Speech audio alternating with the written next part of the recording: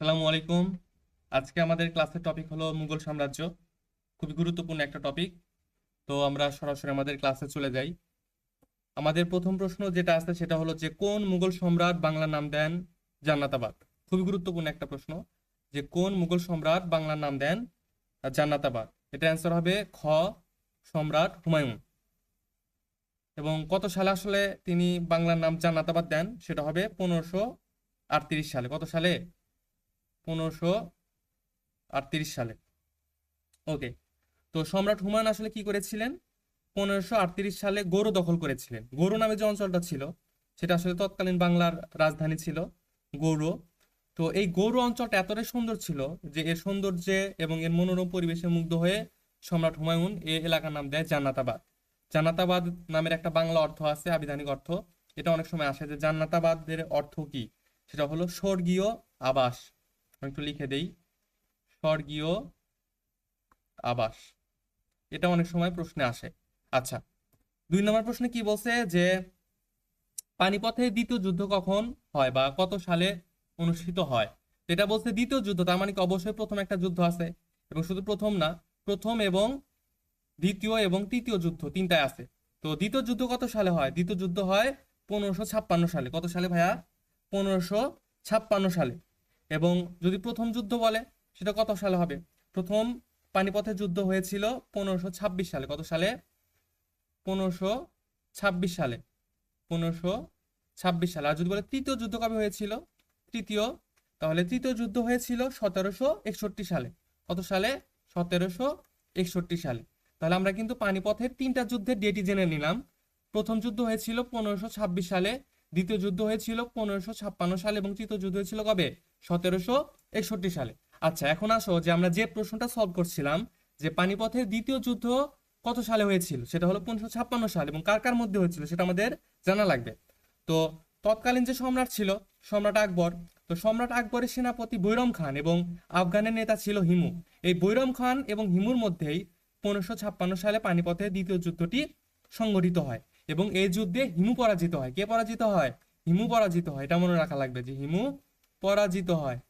পরাজিত হয়। ঠিক আছে? পানিপথের দ্বিতীয় যুদ্ধে হিমু পরাজিত হয়। খুবই গুরুত্বপূর্ণ ইনফরমেশন। আচ্ছা, তারপরে প্রশ্ন চলে যাই। 3 নম্বরে কি বলছে যে সম্রাট আকবর কত সালে বাংলা জয় করেন? সম্রাট আকবর কত সালে বাংলা জয় করেন? 1576 সাল। 1576 সাল খুবই গুরুত্বপূর্ণ। এবং সম্রাট আকবরের যে সেনাপতি ছিল, সেনাপতি খান জাহান, তিনি আসলে 1576 সালে একটা যুদ্ধ করেছিলেন, যে যুদ্ধের নাম ছিল রাজমহলের যুদ্ধ। এবং এই যুদ্ধে আসলে বাংলার যে শেষ আফগান সুলতান ছিলেন, বাংলার শেষ আফগান সুলতান যার নাম ছিল দাউদ খান, ঠিক আছে, বা অনেকে বলে দাউদ খান কররানী, ঠিক আছে, যাই হোক তাকে আসলে পরাজিত করেন এবং এর মাধ্যমেই বাংলায় আনুষ্ঠানিকভাবে মুঘল সাম্রাজ্যের অন্তর্ভুক্ত হয়। ঠিক আছে, এতটুকু আমাদের মনে রাখা লাগবে। আচ্ছা, তারপরের প্রশ্নে চলে যাই।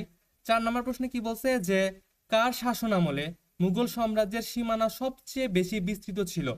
ঠিক আছে, মানে কোন মুঘল সম্রাটের আমলে মুঘল সাম্রাজ্য সবচাইতে বড় ছিল, এলাকাটা সবচাইতে বিস্তৃত ছিল, সেটা আমাদের জানা লাগবে। এটার অ্যান্সার হবে কি? আওরঙ্গজেব। অ্যান্সার কি হবে? আওরঙ্গজেব। এখানে এতটুকু জানলেই হবে। খুবই গুরুত্বপূর্ণ একটা প্রশ্ন এটা, অনেক পরীক্ষায় আসে। আচ্ছা, তারপরে দেখি 5 নম্বর প্রশ্নে কি বলছে যে কোন মুঘল সুবেদার চট্টগ্রাম দখল করে এর নাম রাখেন ইসলামাবাদ? এটা কি হবে? কোন মুঘল সুবেদার চট্টগ্রাম দখল করে এর নাম রাখেন ইসলামাবাদ? অ্যান্সার হবে শায়েস্তা খান। অ্যান্সার কি হবে ভাইয়া? অ্যান্সার হবে শায়েস্তা খান। আচ্ছা, এবং কত সালে? এই ডেটটা একটু মনে রাখো যে 1900 সরি 1666 সাল। কত সাল? 1666 সাল। এই ডেটটাও একটু মনে রাখা লাগবে আমাদের, হ্যাঁ, 1666 সাল। আচ্ছা, আহ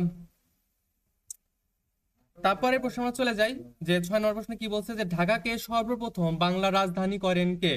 ঢাকাকে সর্বপ্রথম বাংলা রাজধানী করেন কে? এটা হবে কে? ইসলাম খান চিশতি। ইসলাম খান চিশতি। এই যে ইসলাম খান চিশতি, এই নামটার সাথে অনেকেই পরিচিত না, কিন্তু আমি এখন যে নামটা বলছি সেটার সাথে কম বেশি সবাই পরিচিত। সেটা হলো কি? সুবেদার ইসলাম খান। সুবেদার ইসলাম খান। সুবেদার ইসলাম খান। তো এই যে সুবেদার ইসলাম খান, এরই আসলে পুরো নাম কি ছিল? সুবেদার তো আসলে এটা পদবী, কিন্তু তার নাম ছিল কি? ইসলাম খান চিশতি। ঠিক আছে। তো এবং তিনি কত সালে আসলে ঢাকাকে সর্বপ্রথম রাজধানী ঘোষণা করেন, কত সালে সেটা মনে রাখা লাগবে। ঠিক আছে, 1610 সালে। কত সালে? 1610 সালে। তো এরভাবে প্রশ্ন আসতে পারে যে কত সালে সর্বপ্রথম ঢাকাকে বাংলা রাজধানী করা হয়? 1610 সালে। ঠিক আছে। আচ্ছা, আম, এতটুকু মনে রাখলে হবে। এবং তৎকালীন ওই সময়ে যে মুঘল সম্রাট ছিল জাহাঙ্গীর, সেই জাহাঙ্গীরের নাম অনুসারে আসলে ঢাকাকে রাজধানী করা মানে ঢাকাকে রাজধানী করার পরে সেই সম্রাট জাহাঙ্গীরের নাম অনুযায়ী আহ, ঢাকার নাম রাখা হয়েছিল জাহাঙ্গীরনগর। ঠিক আছে, এতটুকু এক্সট্রা তথ্য একটু মনে রাখো। আচ্ছা, তারপরে প্রশ্নে চলে যাই। 7 নম্বর প্রশ্নে কি বলছে যে লালবাগ কেল্লার নির্মাণ কাজ কে শুরু করেন? লালবাগ কেল্লার নির্মাণ কাজ কে শুরু করেন? অ্যান্সার কি হবে? অ্যান্সার হবে গ নাম্বার, শাহজাদা আজম। শাহজাদা আজম। শাহজাদা মানে কি? নিশ্চয়ই কোন একটা রাজ পরিবারের সন্তান ছিল। হ্যাঁ, তিনি আসলে কি সম্রাট আওরঙ্গজেবের তৃতীয় পুত্র ছিল। তার পুরো নাম ছিল কি? শাহজাদা মুহাম্মদ আজম। শাহজাদা মুহাম্মদ আজম। ঠিক আছে, তিনি কি ছিলেন?